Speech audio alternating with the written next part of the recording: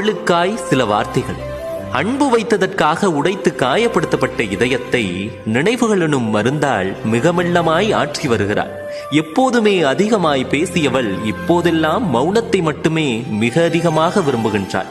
அது ஏனோ தெரியவில்லை, இவளை சுற்றி எவ்வளவு உறவுகள் இருந்தாலும் எங்கோ தனித்து விடப்பட்டதைப் போல் ஒரு எண்ணம். அதே போல் 1000 காயங்களை தந்த உறவை மட்டுமே மீண்டும் மீண்டும் வேண்டுகிறாள்.